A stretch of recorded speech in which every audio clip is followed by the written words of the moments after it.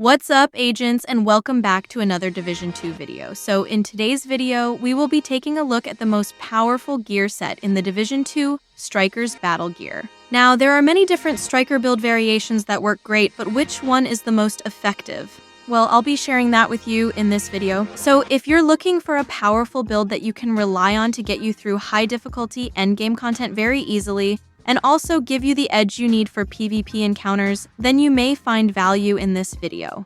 So whether that be Conflict or Dark Zone PvP, these three Striker builds will work great for all. Striker is the new meta, and this should come as no surprise given how powerful this gear set is. Adding the Ouroboros exotic SMG to this is overkill. This gear set grants you an increased weapon damage bonus percentage upon each stack, allowing you to deal out a ton of raw weapon damage. Now, I will be showing you guys my top 3 best Striker builds for the Division 2, one of which is arguably the best damage build in the game. Some of you guys have seen just how deadly these builds are on my recent live streams. One in particular is my favorite by far, and I will be showing you that later in the video as well. Also, the last Striker build setup that I'll be showing you guys is great for Conflict and Dark Zone PvP. Okay, so without further ado, let's start off with the first Striker build setup, which is my go-to for solo PvE. This setup is great for soloing most endgame content. Even at 1.5 million armor, the St. Elmo's engine will periodically deal out over 1 million damage, which is insane. Although, granted my expertise is 22 on this weapon, however, you can still expect to deal out a ton of weapon damage and clear through heroic and legendary difficulty missions very easily with this Striker build setup,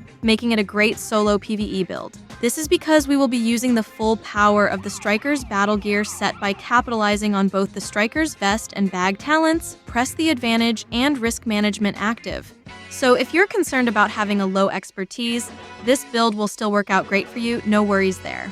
For this specialization, I'm using Gunner for the 10% armor on kill, which is really nice and helpful in PvE, especially when you're running solo and clearing through legendary missions, so I highly recommend you use Gunner. The primary weapon I have equipped is the St. Elmo's engine. This is an amazing exotic assault rifle.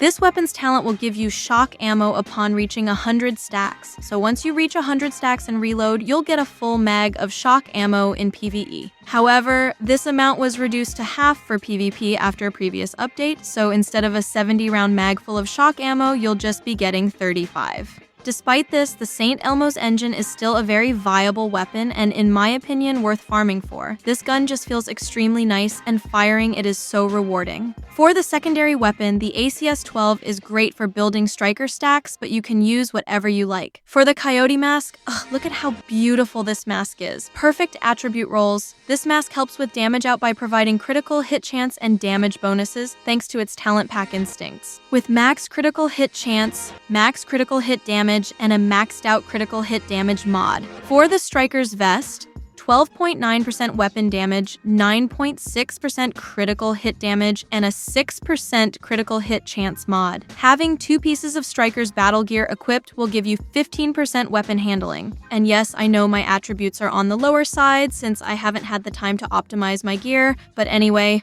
3 pieces will give you 15% rate of fire, and 4 pieces will unlock the Striker's gamble talent, which increases your weapon damage for each weapon hit, stacking up to 100 times. In addition to that, having the Striker vest equipped will double stacks from 100 to 200, allowing you to deal out even more damage. This is because of the talent, Press the Advantage. Now, on the other hand, the Striker bag will increase the stacks that you gain per hit from 0.65% to 1%, further increasing weapon damage. All thanks to the talent on the Striker bag, Risk Management. With maxed out armor, 9.9% critical hit damage, and a maxed out 12% critical hit damage mod. So next, I'm wearing Striker gloves with 11.3% critical hit damage, Striker knee pads with 6% critical hit chance, and the Picaro's holster that comes with 15% weapon damage. For the skills, I recommend running the Crusader shield and decoy. Another important thing to note, in case you didn't know, is to make sure your critical hit chance doesn't exceed 50% if you have the Coyote mask equipped.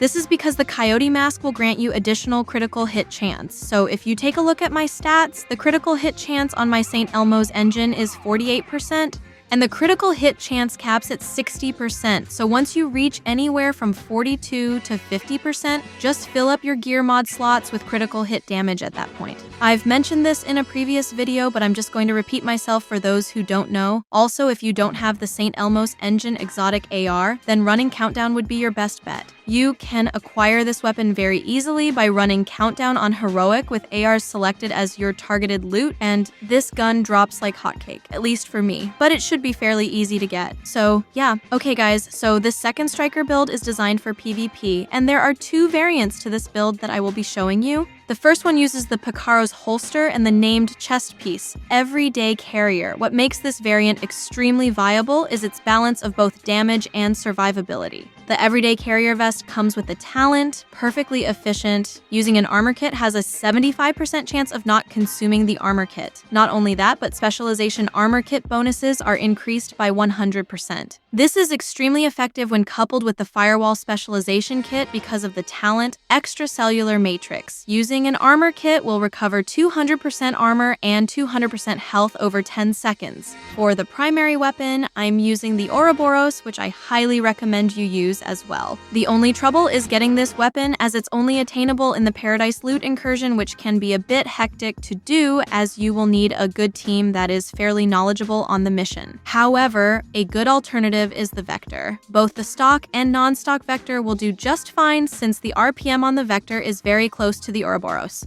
The Ouroboros is basically an exotic Vector on steroids. So yeah, for the secondary weapon, I'm using the Shield Splinterer. This named assault rifle comes with the talent Perfect Optimist. I mainly use this when fighting long range, but you can also use the ACS-12 shotgun, which is great for building striker stacks quickly. But since the Ouroboros has such an insanely high RPM, you should have no problem building your stacks up quickly, so an assault rifle might be a better option for you. And here are the stats for this build. 52% critical hit chance and 147% critical hit damage. Feel free to swap out the vest with a Sokolov vest if you would like to deal out more damage. But for me, I love survivability above anything else, so I find this Everyday Carrier chest piece to come in handy. Okay guys, so this second variation has a bit more survivability and works in conflict. This build also works well in Dark Zone PvP. Replacing the striker bag with the named Walker Harris bag, Matador, greatly increases survivability.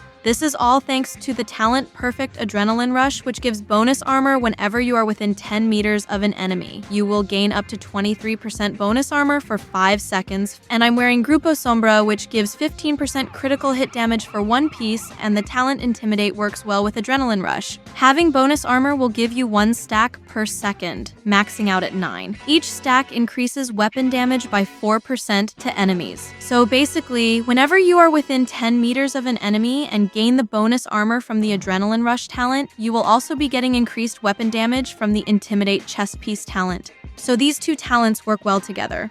There you have it, guys. Those are my top 3 striker builds for the Division 2. Keep it cool, keep it classy, and peace out.